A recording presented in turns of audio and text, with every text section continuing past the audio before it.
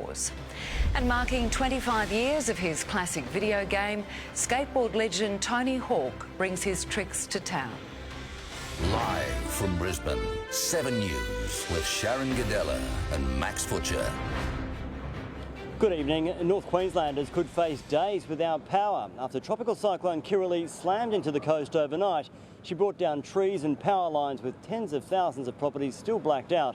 The system has been downgraded to a tropical low, but could still pack a punch. Kirrily crashes into Queensland, bringing down trees and power lines. Boats broke their moorings, the Skylark no match for cyclonic winds. Hello? Fortunately, no one was on board. The Category 2 system made landfall around 10 last night. Oh, the lightning. Most people stayed indoors, except one lone backpacker spotted by our news crew. Well, I'm from Scotland, so I thought I'm normally used to this kind of weather. He'd just arrived by bus from Cairns. It's chaos, trees everywhere, crazy wind. Dropped to his hostel that was hosting a cyclone party. One of many. More than 250,000 people were in the path of the storm. Kirrily reached Category 3 in the hours before it crossed the coast, but lost strength on approach. The strongest recorded wind gust on the mainland was 107 kilometres an hour at Alba Beach. Yeah, it was a bit scary actually, it was fairly windy. On Hamilton Island, winds reached 115 kilometres per hour. Yesterday we said we were preparing for the worst but hoping for the best, and largely that seems to be what has happened. In Townsville, gusts reached 93 kilometres an hour. Still, it toppled trees and crushed cars. Last night I saw a trampoline flying. The SES has responded to more than 200 calls for help. No lives were lost. There has been minimal property damage. The biggest impact at this stage is on the energy network. This morning, 64,000 households were without power. It could be days before it's fully restored. This will be a bit of a marathon, not so much a sprint. The whole town of Ayr was blacked out. Almighty crash and everyone jumped. And then she's come down and taken out the power lines. Got no power now. Awnings and fences came crashing down too. We'll fix her up and go again. Wayne Brooker lost his whirlybird off his roof. I heard a few whacks and bangs, but out of that I thought my aerial would go for sure. He will be able to watch TV, but there'll be no drive-in movies anytime soon. I just saw a bit of movement up there today. That should be right, but it's just pulled right through all the bolts and everything and just peeled it off like a big slice of cheese going across there and collapsed on the ground there. The Stardust Drive-In is Queensland's oldest. Frank and Susie want to be up and running again by their 60th anniversary in September. They got drive-in movies and now they've got see-through TVs. Now we've got a see-through screen. At least their sense of humour is intact. We have seen some minor to moderate damage to infrastructure and to residents. But can I say this is not widespread? Boats were hit hard. Some will be salvageable, others won't. This one washed up at Horseshoe Bay. At Magnetic Island, power and phone lines went down, but ferries resumed this afternoon. There's fallen trees on these portables, roads closed, trees everywhere. And, just let's start cleaning up now. The transition to recovery is swift. Locals and crews out cutting up fallen branches and removing debris from the road. As people move about, live power lines, hazards from floodwater, stay informed. Across Townsville and surrounds, the hum of chainsaws. Nothing you can do, you just got to live with it. As the north proves its resilience once again.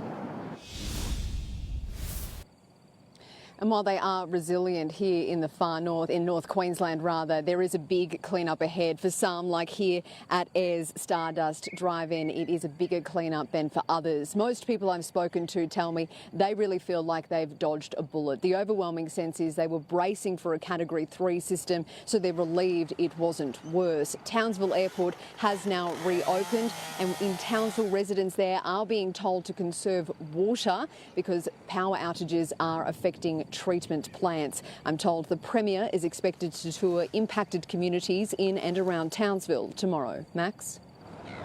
Sally Guide reporting from Ayr. Let's bring in Anna McGraw now, who's in Townsville. Anna, there is much relief about just how much rain ended up falling.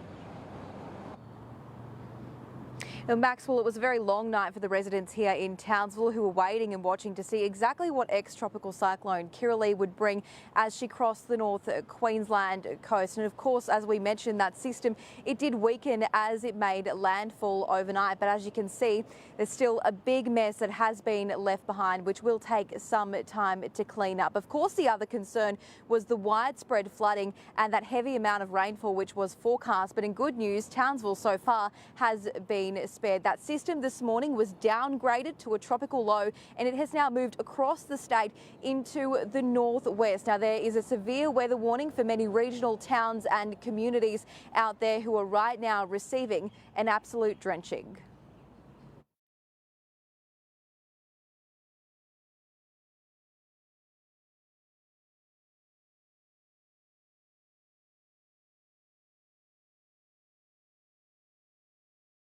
In Queensland's northwest, the swollen Etheridge River, snaking through Georgetown as ex-tropical cyclone Kirrily brings much-needed rain. Falls up over 100 mil upstream of us on quite a few of the rivers and creeks. The system moved inland overnight, bringing steady rain to the northwest from early this morning. Further south in Hughenden, around 80 millimetres has fallen. The gutters are full and some dirt roads are cut and the Flinders River is flowing. It's just beautiful, steady rain, no wind, just everything, all the good things you can get from a cyclone, we're getting, except it hasn't gone far enough south yet. In Richmond, they had been looking forward to the remnants of a cyclone. I think really they'd like a couple 100 mil, but some more would probably be better, but not all at once. Farmers today breathing a sigh of relief. From what I can see on the outside, it doesn't look too bad, but most of the bigger stuff just fell over, but that it'll come back up again. It was a pretty minor cyclone for us this time, so we got over it very, very lucky. The north isn't out of the woods. The Weather Bureau warning minor to major riverine flooding is possible in coming days. As that system continues to move, it has an extreme amount of moisture through the atmosphere with it and will produce heavy to intense rainfall and could lead to life-threatening flash flooding. Help remains available in case it's needed. We've also put ADF personnel and helicopters that are based in Townsville on standby. While the west is receiving a drenching here in Townsville where the cyclone crossed, it's virtually dry. A couple of centimetres falling in home rain gauges at Saunders Beach in the suburb that felt the eye's impact. Probably about 51, 52 mils. And there was no storm surge, so that was good. It usually comes right up here, the storm surge. David Fraser's awning was ripped off as Kirrily made landfall, the sheet of metal narrowly missing power lines. It sort of just changed at 12, and the winds turned, Before that it was really calm. We thought the roof was coming off, A small community thankful to be spared from an unusual cyclone. Anna McGraw, 7 News. I'm joined now by Chris Hooper from Ergon Energy. Chris, how many properties are still without power tonight? We've been using local resources today to respond to critical infrastructure, damage assess and bring customers back on supply. So we've been able to achieve around 4,500 customers back on supply today. We're looking to get another 1,500 throughout the evening, and we'll have crews working throughout the night to try and bring those numbers down again. We had about 100 resources on the ground today. We're looking to mobilise another 500 resources into the areas tomorrow, and we should be able to set ourselves up for a more successful day over the next 2 days. All right, a big job for those still facing another night without power. Can you give them some sort of idea on times, and is it more complicated for outlying areas like behind us here at Magnetic Island? We'll see the majority of customers come back on over the next 2 to 3 days. It is in more rural areas harder for us to access and restore that supply. We've got crews over in Magnetic Island today and tomorrow, so hopefully we'll have a few wins in that space as well. All right, a big job ahead for your men and women. Best of luck with that. Thank you very much for that, Chris. All right, let's bring in Tony Auden now. And Tony, what's the latest on that rain out west? Well, Max, while it's eased on the coast, we do still have those warnings for large parts of northwestern Queensland. At the moment, a mix of rain and storms from near the Gulf down towards Winton and also across towards Georgetown here. A couple of spots picking up 70 to 80 millimetres of rain today. We have severe weather warning for heavy rain and separate severe thunderstorm warning for damaging winds covering that large area here in yellow here. A flood watch remains current for all of those inland catchments across the north and west of the state. And we're seeing some minor to moderate flooding developing in some of those catchments already. Now back to the southeast, where we have heat wave conditions set to continue and build a spike in temperatures tomorrow with warm nights too, leading to a severe, even extreme heat wave over the course of the next 3 days. On top of all of that, storms are set to return to the southeast tomorrow afternoon. They will be most likely for areas south of Brisbane. There's still a bit happening. Max, I'll be back soon with the forecast. There sure is. Thank you, Tony. Sharon, I'll have more from North Queensland soon. We'll catch you then. Thank you, Max. Well, to other news now, and Invasion Day protesters have clashed with cricket fans at the Gabba, blocking an entrance and breaching security. It follows a week of division over Cricket Australia's decision not to acknowledge Australia Day, today changing its tune. At the gates to the Gabba, a rallying cry. Peaceful protesters turned defiant and angry. How dare you! Screaming at fans who were streaming in to watch the cricket. It is irresponsible that they are playing sports on land where there has been massacres. It is so insensitive to be celebrating on a day of shame. Before the entrance was closed, 3 made it inside. Bit of a security breach, Mel. Australia Day protests are happening outside Gate 2 as we speak. Up in the stands, shouting to an empty stadium. Nobody was harmed. Play won't be delayed. It was momentarily when a lone protester ran onto the pitch as tempers flared outside. It's Australia Day. It's for all of Australians. It's not just for any individual. I just want to watch the cricket. Police formed a wall separating protesters from punters, forcing fans to use other gates. Happy Australia Day, mate. Good on you. Thanks for coming. This group was part of the Invasion Day rally, which began in Queen's Gardens. We want our justice. Let's get our justice, my people. Instead of celebration, there were speeches and a moment of reflection. I'm a brand new grandma, and I'm here for my grandson. And a call for Australia Day to be abolished. I don't think that Australia should be celebrated on any date. There's like a misconception that Australia's not racist anymore, but I actually think nothing much has changed. In their thousands, they marched across Victoria Bridge. With culture on show. On our National Day, there is a clear divide, and this collective call for change has never been louder. What do we want? Justice! When do we want it? Now! Their voices bolstered by another group, pro-Palestinian protesters. Ceasefire now! Both messages made loud and clear. Well, as the day's play continues here at the Gabba, the protesters have now all gone home. But during their earlier demonstration inside the Gabba, Australia Day was acknowledged, despite the cricket boss saying it wouldn't be.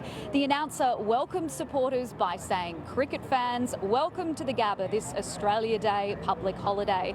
Now, despite that small protest here earlier, police say they are generally overall pleased with crowd behaviour.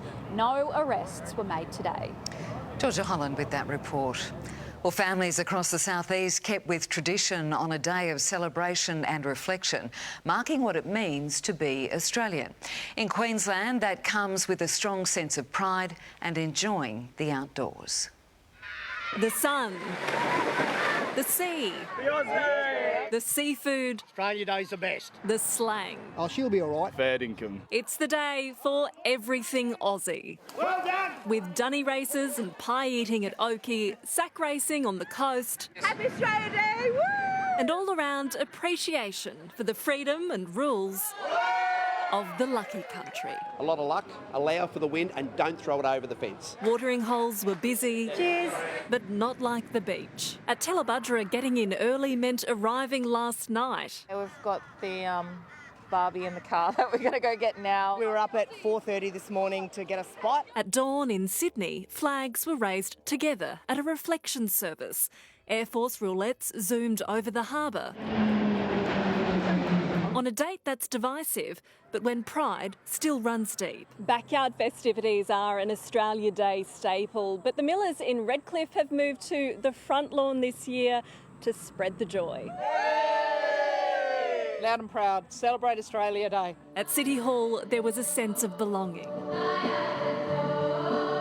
That feels like home. Now it officially is for 550 new citizens. When the ceremony started, I had the goosebumps. I just really love the lifestyle that Queensland has to offer. Where else would you rather be? Too many flags? For Jeff, there's no such thing. I'd go and get me bow tie as well. Spending his day like many others, with fold-out chairs, family and 87% humidity, feeling 100% Australian.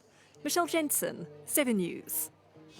And that is Sam Payne on the Gold Coast, where the heat and humidity saw big crowds head to the beach, Sam.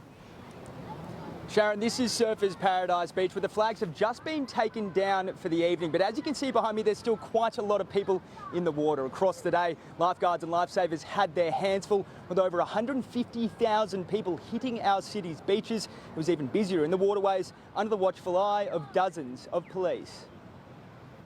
They headed out on paddleboards, jet skis, cruisers and even an inflatable thong. An armada of revellers keen for a day on the water. It's jam-packed. So many vessels, the Gold Coast Broadwater a patchwork of engine wake. Probably 100 boats out by the time I got out. And this is where many were headed, Wavebreak Island.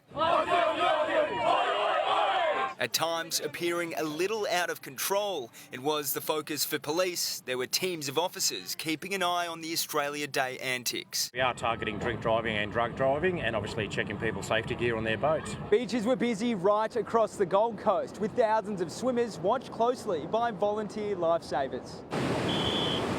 At Burleigh Heads, hundreds were ordered out of the water. When a 6-year-old boy went missing, he wandered off in the massive crowd. The boy was found safe and the big day by the beach returned to normal. Everyone's happy, good crowd.